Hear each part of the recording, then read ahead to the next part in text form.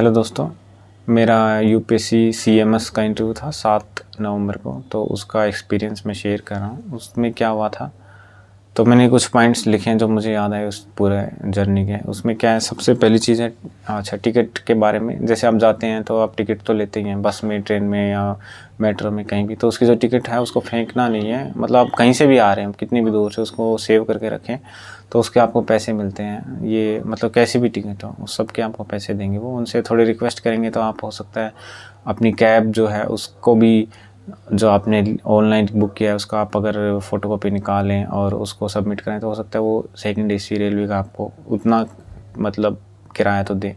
तो वो सब वो कोशिश करते हैं देने की। अगर आप उनसे रिक्वेस्ट करेंगे तो ज़्यादा अच्छा रहता है। तो आप ये सब संभाल के रखना है। फिर दूसरी चीज़ है, पहुंच जाते हैं आप टाइम से पहुंचना, लेट पहुंचने पे वो बहुत गुस्सा करते हैं। तो आपको टाइम पे ही पहुंचना है।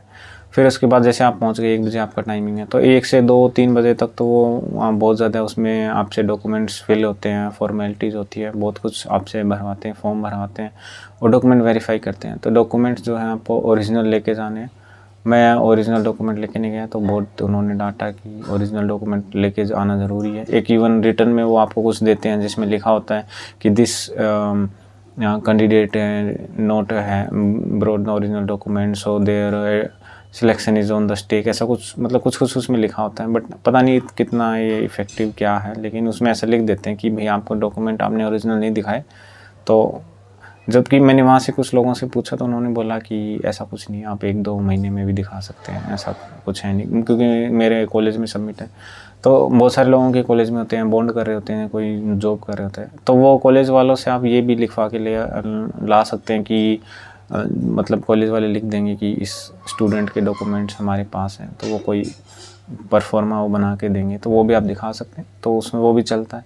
उसके बाद वो आपको देंगे एक फॉर्म जिसमें आपको अगले ही दिन जाके मेडिकल कराना होता है। उसमें भी कुछ चॉइस देते हैं। तो मैंने तो कराया नहीं, बट लोगों ने करवाया है जिसने भी। तो बहुत सारे लोग यही बोलते हैं कि करवाना चाहिए, तो बट ठीक है, अब मैंने नहीं करवाया। फिर उसके बाद आपका इंटरव्यू स्टार्ट होता है। इंटरव्यू में जैसे आप अंदर जाते हैं, ठीक है, तो उसके बाद इसमें कुछ और पॉइंट, हाँ, तो इंटरव्यू में 4 लोग होते हैं। पहला होता है आईएएस और 3 डॉक्टर। तो आईएएस जो आपसे क्वेश्चन पूछते हैं, तो मेनली आपका जो आईएएस का जो क्वेश्चन होगा वो वही होगा जो आपने अपने डिटेल एप्लीकेशन फॉर्म में भरा हुआ है। डीएफ जो आपने भेजे थे, 5 डीएफ भेजने होते हैं, ये सबको पता होना चाहिए। तो उसमें जो भरा होता है आपने, जैसे डिस्ट्रिक्ट के बारे में पूछने, डिस्ट्रिक्ट का नाम किस किंग के नाम पे है, वो कौन था, हिस्ट्री में कौन था, ऐसा कुछ पूछ लेते हैं। या कोई हॉबी के बारे में अगर कुछ ने आपने भरा है।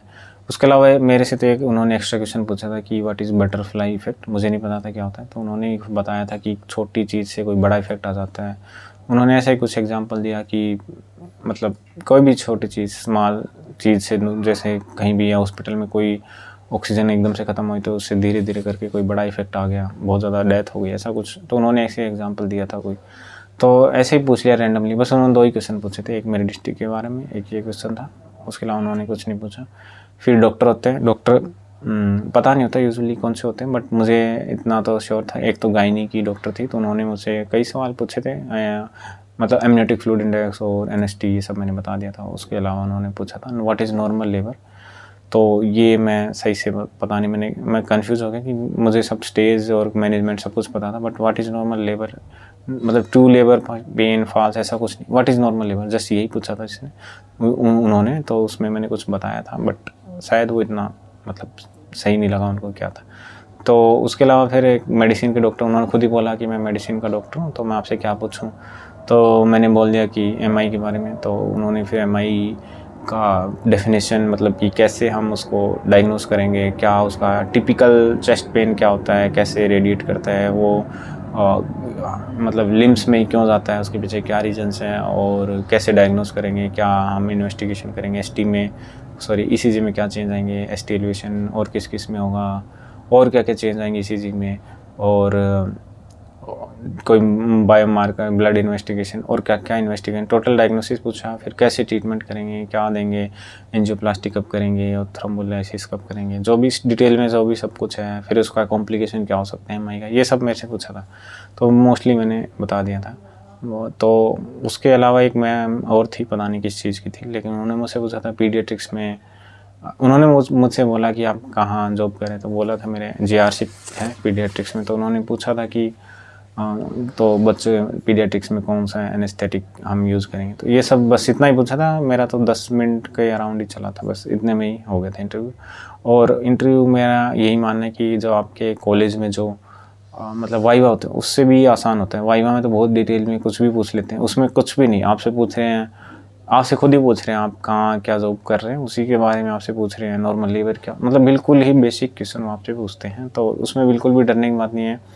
और ना ही वो आपको घूर के देखते हैं, ऐसा कुछ नहीं है। वो आईएएस दूर बैठे होते हैं, अपना खाना पीना खा रहे होते हैं आराम से, वो आते हैं, आप इतना कुछ मतलब बिल्कुल रिलैक्स रहते हैं। ऐसा वाइवा से भी आसान सा लगता है, ऐसा कुछ भी आपको डरने की ज़रूरत नहीं। बिना मुझे मतलब शुरुआत में डर लगता है अंदर जाते हैं तो क्या होगा, बट ऐसा कुछ भी नहीं है, ठीक है। उसके अलावा अगर कोई पॉइंट्स रह गया तो ठीक है, इसमें कोई पॉइंट्स नहीं है, यही सब आपको करना है। और फिर इसका रिजल्ट पता नहीं अभी कब आएगा, देखते हैं। Okay bye, take care.